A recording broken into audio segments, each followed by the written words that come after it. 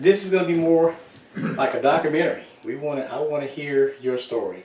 Like I mentioned to you briefly that this is something I wanted to do for a while, and I missed out on an opportunity to interview that gentleman in Chicago years ago that played with the Marine Corps football team back in '45. Okay.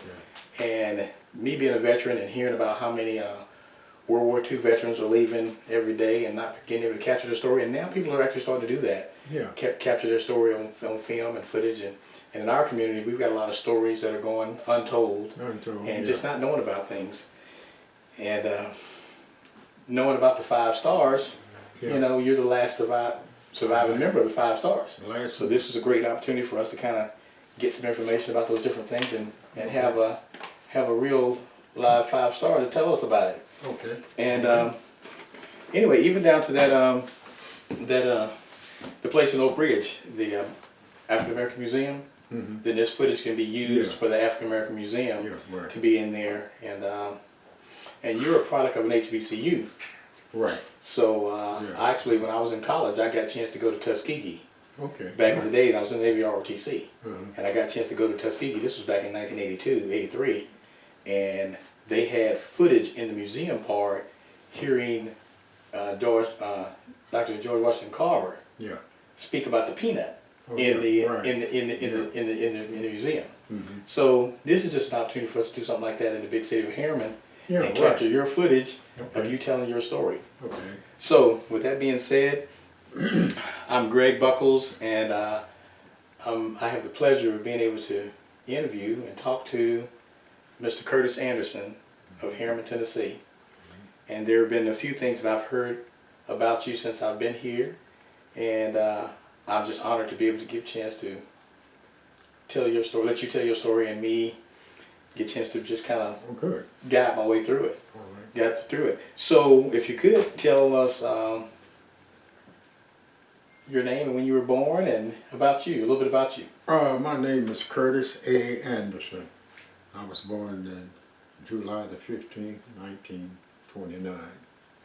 And so, you know, I'm old I am now, according to the date it's now today. Yes, sir. Yeah. So, beginning, I can start. I'd start story about me beginning.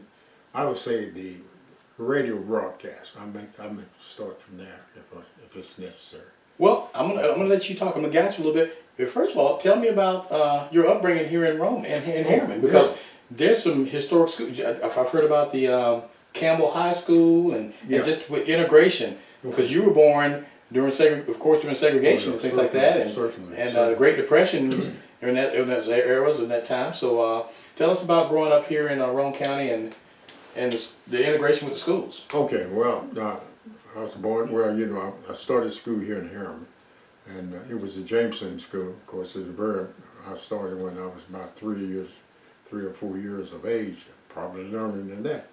And we had to walk to school from Crosstown all the way to the school, and it was about a mile and a half, you might say. But otherwise, we had to pass a white school going to a black school. Yes. You see. So that was an underprivileged thing, at the most because of the weather that we had to go to. But anyhow, I went through Jameson till the 8th grade, and Professor Davis, he was a principal at the school at that particular time. Of course, he passed on, but yes, I did transfer to Rockwood. So I was in Rockwood from 8th grade until the 12th grade, which I passed, and I graduated in 1948. Okay. And so I came home, I worked at home in the summertime, worked for rich people like the Hosier Mill, Tallwaters, on the Hosier Mill over there on Rome Street, not on Rome Street, but going towards Olive Springs. And it was there, and I worked for him and worked for his wife. And so I started out working in the garden. You know, okay, I was going to ask you, what kind of work did you do for them? Yes. Yeah, in the garden, working in the garden, and pick peas, whatever vegetables down there. Anyhow, then she brought me into the house and taught me how to wait tables and things. what you do, you know, Okay. people come in. And so I did that. And so I was about 12 years of age at that particular time. Okay. And started working. Of course, I had finished school here, but I worked about 12 years. And so after after school was over, I still worked for her. Mm-hmm. And I worked for her for about 30 some odd years. Really? That's the daddy, the mama, and the daughter. Okay. Yeah, and Polly, she died about 2 or 3 years ago, and her daughter took over, and she worked. Well, I don't know if she didn't work, but she lived in South Carolina. Okay. She had to run back and forth to South Carolina all the time, and I stayed down, worked for her, and until she had a stroke. Okay. She died. So, and that dealt with that. But then still, I worked for her by working for K25. Oh. Yeah, at K25, and by working K25, working day shift, and then I got set up as a supervisor, and I was on the shift. 3 days, you know, 5. Yes. Morning, evening, and night. Yes. So on midnights, we worked, and when Saturday night came up, and worked on Saturday night, I would leave early in order to make my broadcast. Okay. It was Sunday morning, 8 o'clock. Yes. Now, I never was late. That's right. There. And so I put more effort in that than working. But I had a duty, the Lord gave me a little duty to be a minister, to spread the gospel Yes. in ministry. Mm-hmm. And that's what I did for 65 years. Wow. Yeah. Wow. And so that's what I'm doing. So anyhow, but otherwise singing in a group, singing in a quartet, we had programs practically every Sunday night. We had somebody to draw us all. We'd be in another town somewhere. Matter of fact, we was sent off to Cleveland, Ohio, won second place at 5-Star Jubilee, singing Yes. that time. And singing like that. And then I left at 5-Star Jubilees and went to Kingston at the Spiritual Harmonizer. Mm-hmm. Then the Spartan voice died there, so me and Roy got up to Men of Praise, Mm-hmm. and we started singing there. And so we just stopped singing. And so actually, I've been through a lot of things. Yes, sir. Then I left here in '55, I believe it was, and joined the Birmingham Blackburns quartet. Now you graduated in 19 what? 48. And so what did you do immediately after you graduated from high school? Okay, I got a scholarship to Morris Brown College. Okay. Yeah, Morris Brown College. I was in church that Sunday and singing in the choir. There's a bunch of guys in the choir. We sang, and the ushers came and said, "Some man out here wants to see you." And I said, "I wonder who it was." So I went out there, and it was Coach Graves' brother, and Coach Thompson. He was a basketball coach, and Coach Graves is a football coach. And we stood there and I said, "I got a scholarship for you." I don't know who represented me. And you want to go to Morris Brown College? I said, "Yeah, right off the map, you know." And I accepted. Yes. And it wasn't 2 weeks. I was in Atlanta, Georgia. Okay. Yeah, practicing football Mm-hmm. from 6 o'clock in the morning until we practiced about a couple of hours, 2 hours, 3 hours, something like that. Then get off and go back at 2 o'clock in the evening. And we were practicing on a red clay field. Mm-hmm. Red clay field. And that dirt would eat you up. Mm-hmm. Usually when you go to bed at nighttime and wake up in the morning, that sheet just as red as it can be, all that dirt on there. So But anyhow, that red Georgia clay. yeah, Georgia clay. That's right. And so we practiced football good. And so the first game we had was Tuskegee. That's the first game I played in, first season. And the first half, Alice Coachman was there. Okay. Tuskegee, she was a runner, you know. Okay. Yeah. She was there that halftime. I didn't get a chance to see her when she was there. And they told me she outrun a horse on the football field. Oh, wow. Yeah, that she run over me. I wasn't there, but we didn't come out. We couldn't come out of the dugout. I mean, out of the change house anyhow. So when the game took place on the field, and the second half started, and the coach said, "I want you to go in and play left forward, left halfback." I said, "Okay." That's my first game in. Okay. It wasn't about 15, 20 minutes. The game started. Tuskegee quarterback caught, throw the pass, I intercepted. All right. And up the sideline 100 yards. Wow. Yeah, the next morning they had my paper all in the paper, Atlanta Journal, all that Atlanta. Okay. Yeah, had me all in place. And I said, why you do it? It made it was just exotic. It was good. That's all right. And so I started my, so I stayed there, and we had won the championship in 1950. Okay. We was the national champion in 1950. And of course I left there, I had a couple of years to go. I left there in Solomon and I got married. Okay. So moved to Athens, Georgia. Me and my wife, and we had a couple of children up there, so back then. And How'd you meet your wife? in the school. In college? In college. Okay. Yeah, Marshman. Yeah, she was in college. She was from Athens, Georgia. Okay. And so we left there. Well, she didn't want. Well, we wanted to stay. We wanted to live in Atlanta, but she didn't want to live in Atlanta. I don't know where she wanted to live, but she didn't want to live in Atlanta. So we went back to Georgia, and so Athens, Georgia, and we left there and come this way. So we come home, and I couldn't find no job back then. Yes. And I had to go to Y12 to get a job, and so I got a job at Y12 working in the janitor department. And I stayed there, I don't know how long I stayed there. I said about 5 or 6 years, then I got laid off. They were laying people off back there, because a lot of people there. And I got laid off, and then I went to X10. I got the X10 building on the Y12 area. Yes. And I worked there for about 5 or 6 years probably. And that's when I got transferred to K25.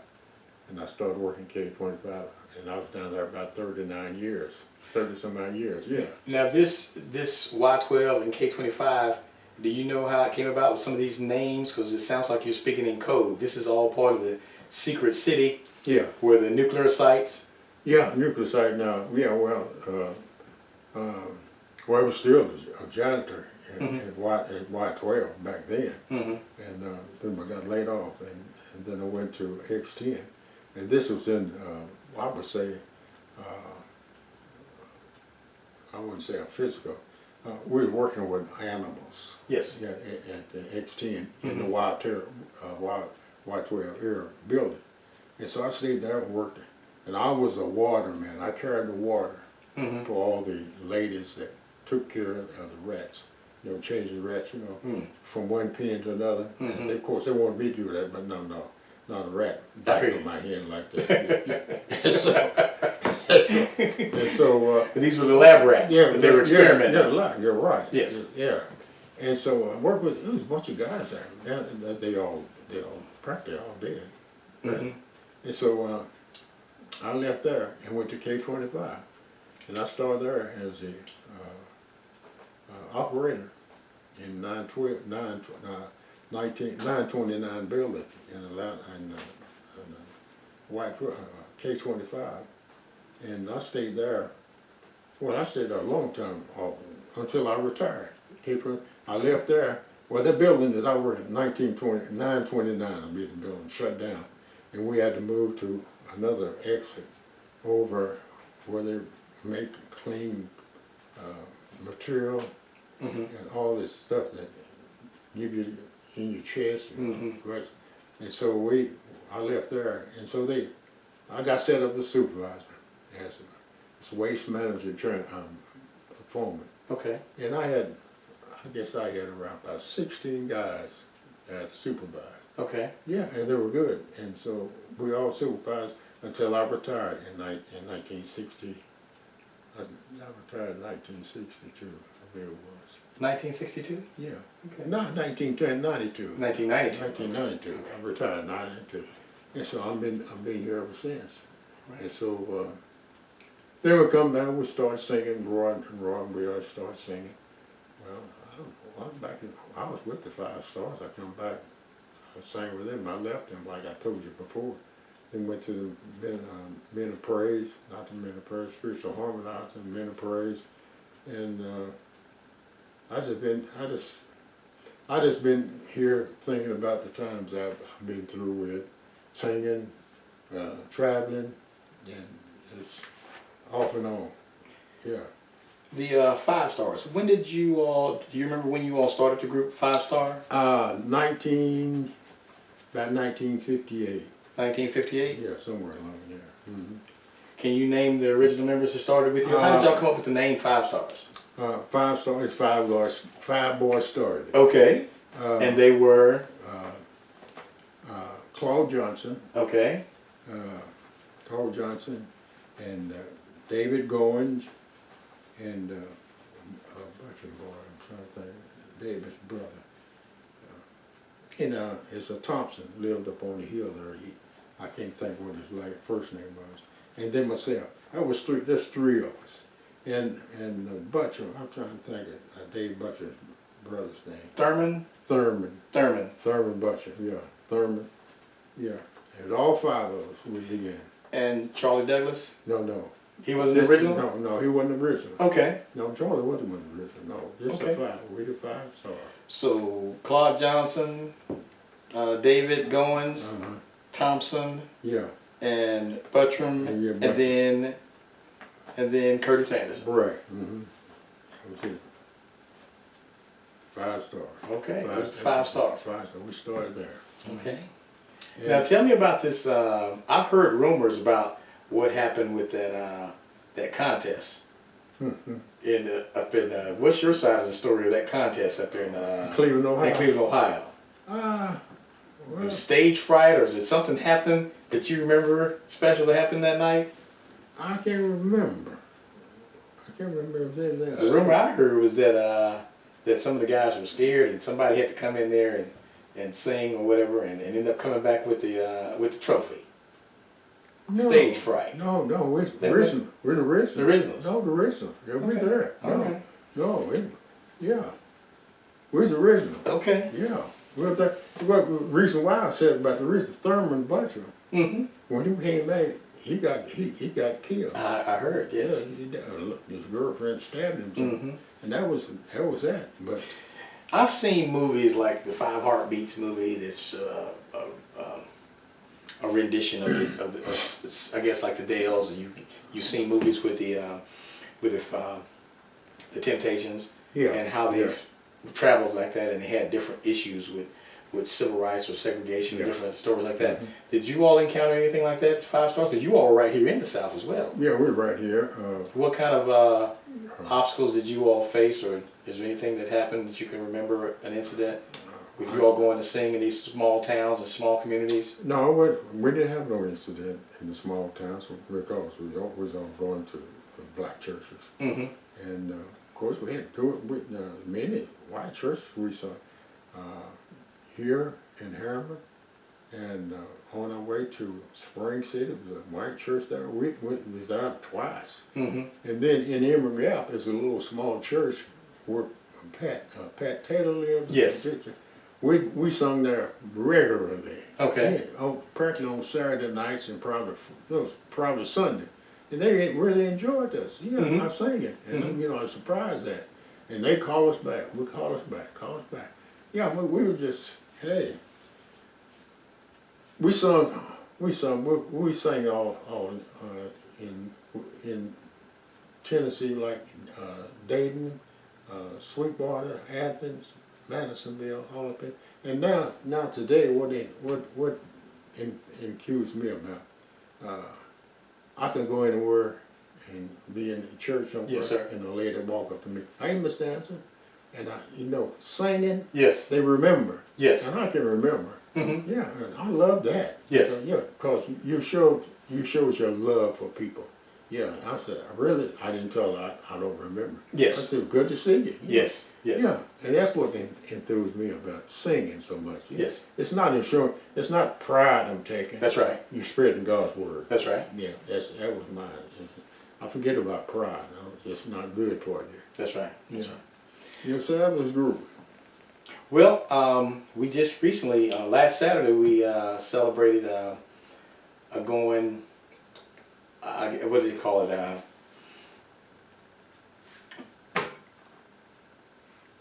What do they call it? Your party for Saturday? Going away? What is it? What? Send off. That's right. Thank you. Send off. Your send off. Okay.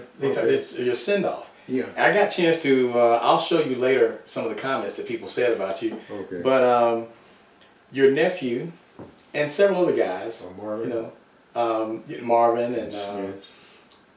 Spence. I don't think Spence spoke, but Alicia's Jeff. Oh, yeah, spoke. Jeff, okay. Some of the guys they called you.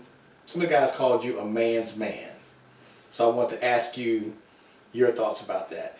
You know, unfortunately in our community, so many African American men grew up without a father figure. Oh yeah, right. And you were a present father figure with your kids. Sure, right. And so that you're being there with your kids, other kids that didn't have a father, Yeah. pretty much probably must have looked at you They did. as a father figure. Yeah. Mm-hmm. So when I heard the gentleman speak and some of the guys that gave their testimonies to you, and they called you, they thanked you for being a man's man. Yeah. And so what are your thoughts about those early years, seeing those young men, and even to this day, I've seen you mentor and talk to men and encourage young men. You know, we've had men's Bible study together and other things that we've done since I've been here, and that respect that men of all ages have for you. Yeah, How does that make you feel, or what does that make you think about, you know, the way these men think of you as a man's man? Well, I try to carry myself as a man, and I don't like to be a jitterbug. You know what I mean? I don't want to respond to some of the things that men think they are. I just keep my composure. Yes. Yeah, and try to be nice to people, and show that my gratitude is helpful to them. You know what people see in me will enthuse them to do something good. Yes. If I'm doing something good. Yes. If I'm doing something bad, now I expect people to do something bad if they want to. But they have a mind of their own. But I just take care of myself. I love doing what I'm doing. If I see a young man, I talk to him. If he's doing wrong, don't cuss him out or nothing. Yes. Talk to him. Yes. Yeah, that's what you got to do. You can achieve him by coming on your side. Yeah. So I'm just a man. You never see me. You don't see me arguing. You don't see me in no trouble. I keep my mouth. Yeah. I think You season your words. yeah. Yeah. Well, you know, one thing I know you had me. I kind of get used to sometimes. I look for. You have a witty sense of humor, and there's always a nice comeback. When we listen to you on the radio, you always have a sharp word ready for Roy. Yeah. And Roy, normally that's your assistant at the station, and Yeah. a lot of times he doesn't even see it coming, you know, till the punchline gets there. So it almost made it like a perfect match. You know, everything was just set up so good, Yeah, right. and he just falls for the joke, and you never have a lack of material with him because you always have a good comeback for him. Good comeback. So, but one day we were at our men's Bible study, and I remember laughing at the fact that you said we got more. It's our Bible study was at the American Legion Post. Yeah, right. And you kind of made a comment about, you know, you got more visitors here than actual members. Yeah, right. So even with that humor, you know, there's a little sarcasm, a little truth in there too. Yeah. And where you just have to be honest sometimes and tell, being that man's man, you just call a spade and speak the truth about things. Me and Bible class in the American Legion, and the guys that belongs to the American Legion are not. They're the ones should be coming. Yes. It's not. It's we too. Yes. Yeah, but they should come also Yes. and fulfill the place. Yes. But they want to. Let's look who comes. It's two or three. Yep. It's two. You can't get the men to do anything. Yeah. Yeah, and you know how it is. You, me, Mr. Best, Springs, and the other young boy, right? Yes. And then Reverend Moore. That's right. That's it. It's us a daily thing. You don't pick up new guys out. We make them. Alicia make the message every time. You know. Yes. Should make the announcement every week. Yeah, every week. They never show up. So that's bad about the men at Harriman. Well, can you tell me a good story or something that comes to mind that you'll always remember for your many years at St. Mary's at your church? Because you've been Deacon Anderson. Yeah. You know, you've been Deacon Anderson forever. Well, When did you become a deacon? I became a deacon 1969, Charles Douglas and I were anointed as deacons. Okay. In 1969. Okay. And so we got set up. Reverend Don Willis, he was the pastor of St. Mary's at that particular time. Okay. And he anointed us, and we got set up. Well, it was one or two more. And then we set up a deacon. Charles Douglas and I were deacons. In 1969, up until Reverend Williams came, of course, we had one or two more ministers, pastors before Reverend Williams came. Reverend Williams came in 1979, and he started pastoring. Then it was about 5 or 6 deacons at St. Mary's at that particular time. M.C. Buttram, he was chairman of the deacon board at that particular time. And so, he died in 1980. Okay. That's when I took over as chairman of the deacon board. Yeah. So you installed my uncle, Herbert Griffin. Yeah, right. Yeah. Okay. Yeah, Herb Griffin, Wester Frazier, Fugueway. Okay. Fugueway, and well, I didn't start, but Reverend Gallagher. Yes. He was on the deacon board. Okay. Before he started preaching. And then there's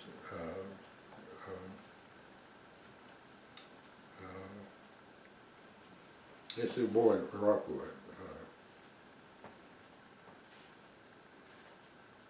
Trying to think of his name. Not Griffin. Hickey. Okay. Hickey. Well, yeah, Hickey's the deacon. Okay. And then it's 2 or 3 more that were set up deacons back then. I can't remember where they were. Yeah. So, Well, the Masonic organization out there at Jameson. How did you manage to not become one of the Masons out there? I don't know. I didn't want to be set up Masons. I don't know. The guys.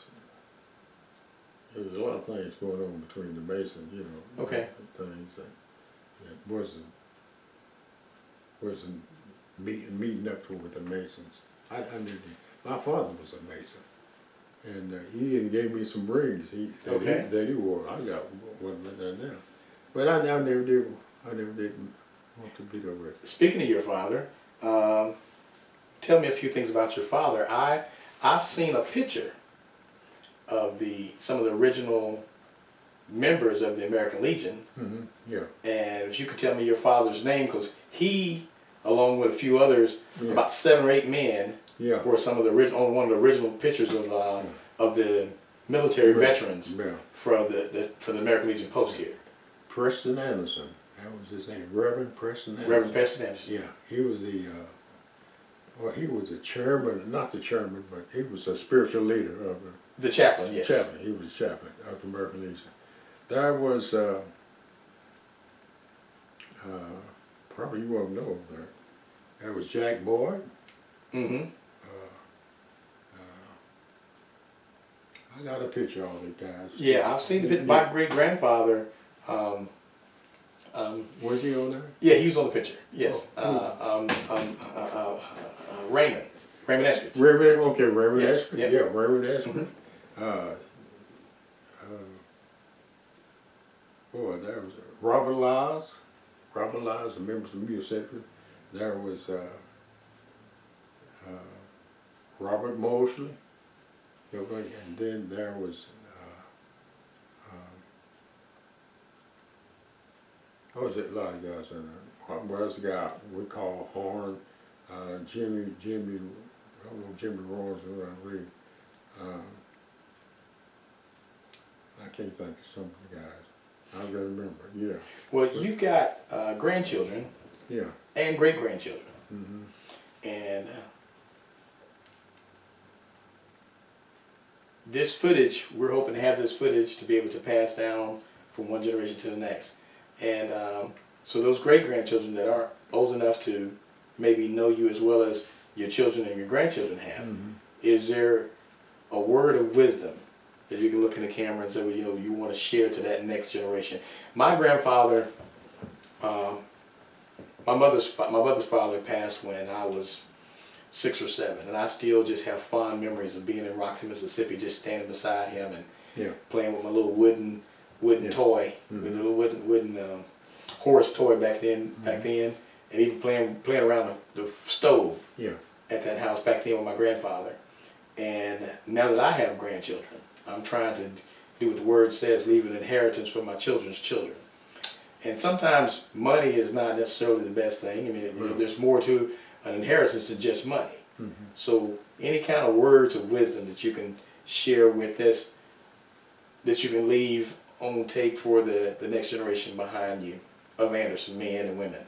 Well, I like to leave a. Now, my father died in 1962, I believe, 1962, and I just like to say that I was working at X10 at that particular time, and at lunchtime we always take a break for 30 minutes or probably 15 or 20, something like that. And while I was in the change house, just resting, knowing myself, I just laid on the bench and took me a nap. All of a sudden, it seemed like something came into in the change house where I was. Yes, sir. And just knocked me off the floor.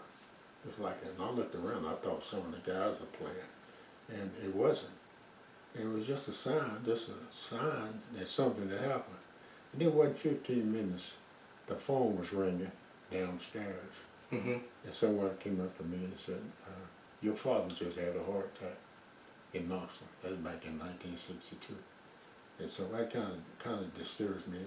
And I like to pass the information on to my grandchildren. I know I have a grandson named Rod down in Huntsville, Alabama. Yes. And then Dan has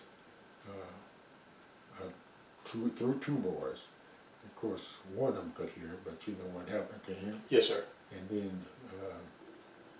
then that's all the grandchildren. Well, I have my daughter that lives here. Carlos. Granddaughter, my granddaughter. Well, and he has a son named what's Carlos' number? Carly's son is Daly. Daly. Little Daly. And then there's my daughter there. She has my Marcus. grandson is Yes. Maximus. Marcus and Marcus. Malachi. Malachi, yes.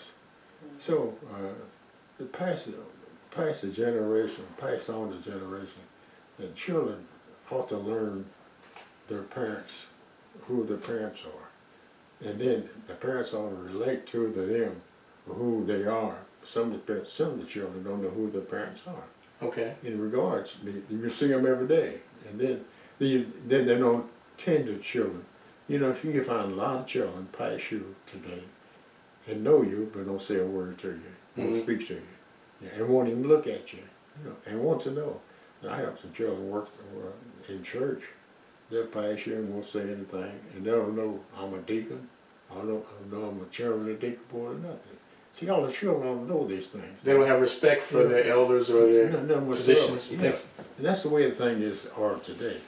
So you find on TV today where they putting children taking these mopeds or what they take taking away from them because that's destroying their minds. Every time you come to church, you see sitting on the iPads and computers, yes, sir. computers And cell phones. Yeah, and cell phones. So that's taking all the education away from them. They think they're learning something. They're not doing anything but destroying their mind. That's all they're doing. Yes, sir. Destroying their mind. So I just like to pass on the information. If your children obey your parents, that's the obedience. Yes. Obey your parents. They can tell you a lot of things that you think you know, but you really don't know. They can tell you a lot of things. So obedience is the best method I can pass on to my grandchildren. Yeah. That's awesome. And don't get in any trouble. That's the thing about it. Yes. I was sharing with my wife that my grandfather, my great grandfather, I got to meet him. He lived to be 92. He was in his 90s here in Harriman, Grandpa Raymond, and he just, I got a chance to hear a little word of wisdom from him as an adult. He just shared with me about buying some property. Okay. He said he always hated that the eminent domain, they had taken some of his property to build the projects Yeah, over right. there. Yeah. And he, years later, he still was mad about that. Mm-hmm. And so he told me, his grandson, he said, get you a piece of this earth, you know, buy you some land, own you some land, and just, you're not making any more of it. And so I made sure that I got a chance to at least buy some property. I have some land that I own in Mississippi. Yeah, okay. And I'm looking to acquire some here in Harriman as well. But I never forgot that word of wisdom. So that's why I wanted to ask you if there's anything you want, like I said, to be able to pass anything to your kids that may not live to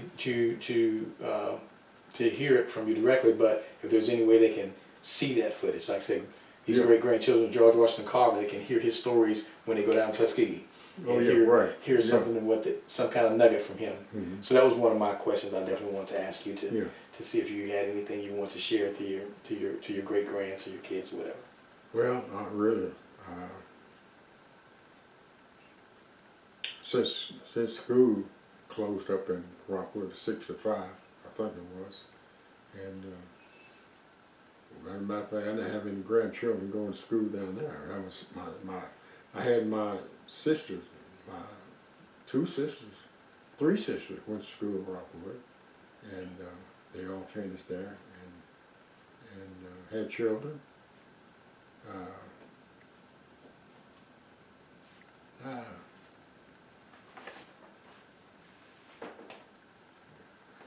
Who else? New Dad. Now, you want to take a break for a second? Get something to drink or anything? Oh no, You good? I'm fine. I'm fine. Well, I know you're fine. You're always ready to go. I'm fine. I'm fine. I'm fine. Yeah.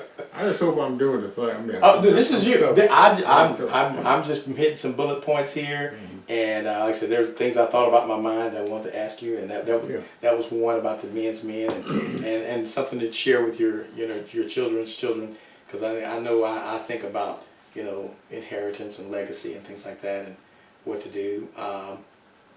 Tell me about your wonderful children.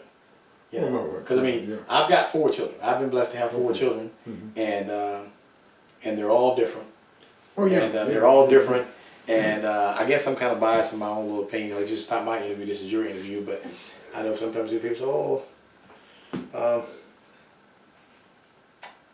talk about favorites and stuff like that. But you don't have favorites because you love all your children. But in my situation, I've got one that calls me every day. And I just had I'm such a youngster. Yeah. I just had, you look at throwing these years out here. I wasn't born until 64. Okay. And so I just turned 60, and my kids were here for my 60th birthday party, and my baby girl started crying, and they asked her, did she want to say anything? And she said no, she just cried. And she said, well, I talk to Dad almost every day. And it put my boys to shame because they don't talk to me as often. Yeah. Right. And but I've been thinking that, well, maybe they've got to get older and mature to that stage where my dad didn't raise me. Yeah. But as I got to meet him, then then when we finally connected, we talked every Sunday. Okay. And speaking of that, your son, you've poured into your son, Dan, a lot. And